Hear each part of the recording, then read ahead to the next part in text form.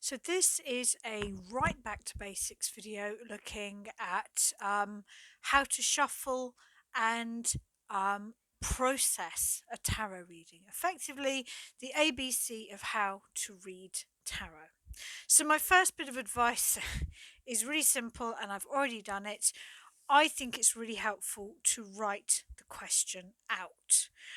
If I'm doing a professional reading, I always have a notebook right next to me and I mind map and I ring particular words and I quite often actually write the question down because the process of writing, and I mean here with pen and paper rather than on a computer, is really powerful. This is just a simple three card question, and I've asked, how do I make the best of March? So, if you're not watching this video when I'm recording it, it's the end of February now. So, this is genuine. When you shuffle, what's really important is that you really focus your mind.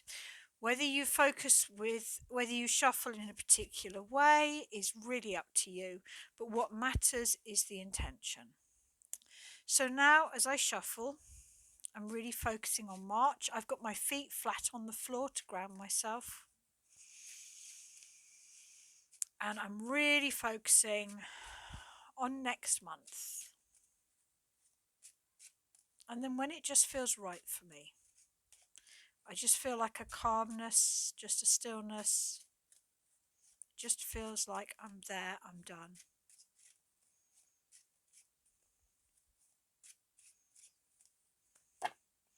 And then I stop.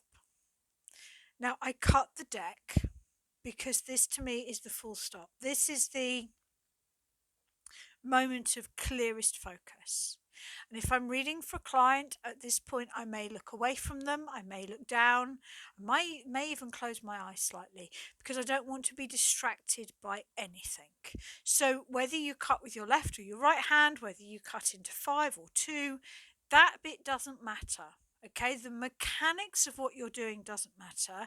It's your intention in your mind and your focus that counts. So for me, so I'm really thinking now, really focusing, feet flat on the floor, just grounding myself, focusing on next March, and I just put them together. It's slightly cag-handed because I'm trying to do it in view of the camera. I would normally do that all with my left hand. And like I say, it's not the mechanics that matters, it's the focus in your mind. So, we've shuffled the deck, I've cut the deck, I simply take from the top. If you prefer to spread the cards out and choose them and it works for you, stick with that, okay? If you've got something that works, sticks with it. And so in this spread, I'm doing it super simple, past, present, future. So the Ten of Pentacles is the energy up to March. It's the energy of January and February. Ten of Pentacles. Now, what I'm going to say here is it's so easy to overlook the basics. When you turn your first card over, your number one thing that you do is you look at the card. Okay? It is very easy to just give it a cursory glance and think, oh, I know what that is. Or to feel insecure and to reach immediately for a book or for Google. Don't do either of those things. Stop and really look at the card. Okay, because cards have a picture to allow you to stop and pause and look at them, and every card will have a slightly different meaning depending on your question, depending on the information that's coming to you intuitively, depending upon the cards either side. And if you're learning or if you're looking to improve your skill set, my advice is just to bullet point a couple of things about that card before you pull any others. So the Ten of Pentacles, to me, that is about community. And I would say this year I've really focused on community and friendships, and that's been really important to me. It's also suggesting a good business foundation. Now, I can't write and read at the same time well, because one is a left brain and one is a right brain. So you're going to have to just excuse my scrappy writing. I'm doing it for demonstration purposes. So I validated that. That has been sort of January, February, definitely.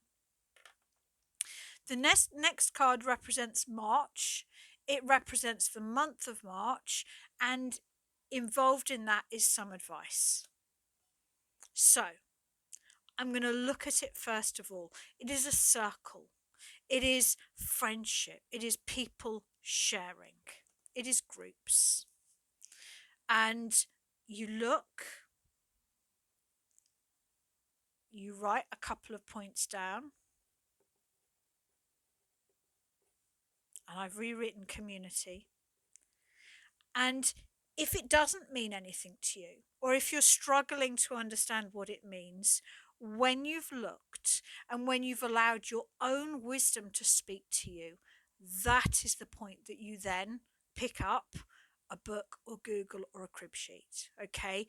Always look, reflect, and write first, then check in someone else's wisdom or information. And the third card is the energy coming out of March. The Lovers. Now, I would love to say that by the end of March I'll be in a beautiful, happy relationship. But I think following the flow of the reading, it is more about choice and balance and feeling that my life is more balanced. So to me, I'm going to write balance there. Because when we look at the Ten of Pentacles, it can be a little bit overcrowded, it can be a little bit too complicated, whereas the Two of the Lovers is much more about flow and choice and balance. So that really means a lot to me, and it makes sense. Now, I always turn the pack over and I always look at the card at the bottom of the pack as well. And this to me gives me a sort of I call it the backstop card. It just tells me something I need to know. And as I'm reading for the month of March, it will tell me something I need to know about the month of March. And it's the Ace of Swords. The Ace of Swords, the whole suit of swords represents thoughts, words.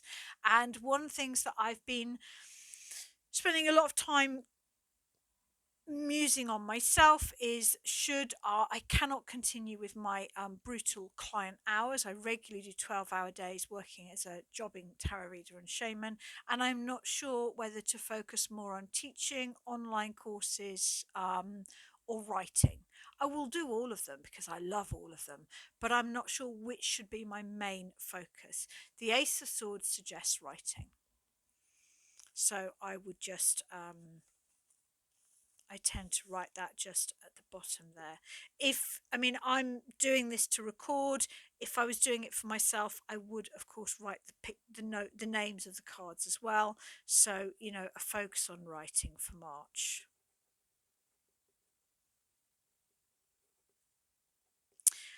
And what I want you to go away with from this, more than anything, is when it comes to shuffling, it's your mindset and focus that matters.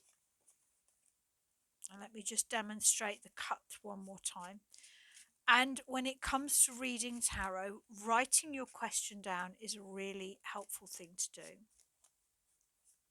And always remembering to look at a card. And I mean really look.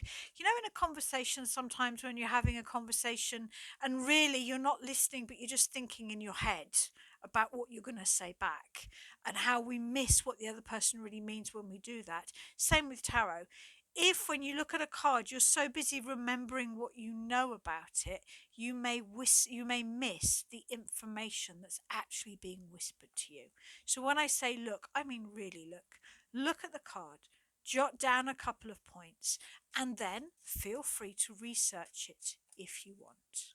And for me, I shuffle, I really set my focus at this point, and then I just bring them back together. But as I say, it's not the mechanics that matters, it's your focus.